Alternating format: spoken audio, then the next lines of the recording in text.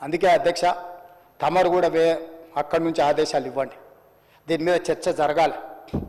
Media మిత్రులకు కూడా నేను అడుగుతున్నా, మీ సంఘాలు ఏవైతున్నాయో సంఘాల నాయకులను కూడా అడుగుతున్నా, ఎవరో జర్నలిస్టులు లిస్ట్ ఇవ్వండి. జర్నలిస్ట్ అనే పదానికి డెఫినేషన్ ఏందో ఇవ్వండి, ఆ లిస్ట్ ఇవ్వండి.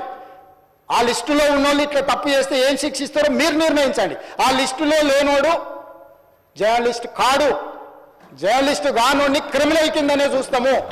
ఆ క్రిమినల్స్ని ఎట్లా జవాబు చెప్పాలనో గట్లనే చెప్తాం. ముసుగేసుకొని వస్తే ముసుగు ఊడవికి బట్టలు గుడ్డలు ఊడదీసి కొడతా అని చెప్తున్నా. నేను తమాషా చేయొద్దు.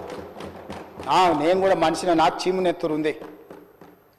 అన్నిటికీ బరాయించుకుంటే తప్పులని అన్నిటిని మోసుకుంటే ఏదో కుర్చీలు ఉన్నా కాబట్టి ఊరుకుంటా అని ఏమన్నా ఏషాలు వేయదలుచుకోరాం. అన్ని చట్టపరంగానే చేస్తా. చట్టాన్ని పరిధి నేను దాటను.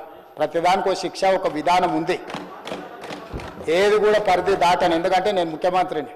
చట్ట పరిధిలోనే అన్ని శిక్షలు ఉంటాయి. జర్నలిస్టులకు కూడా నా సూచన, ఎవరు జర్నలిస్ట్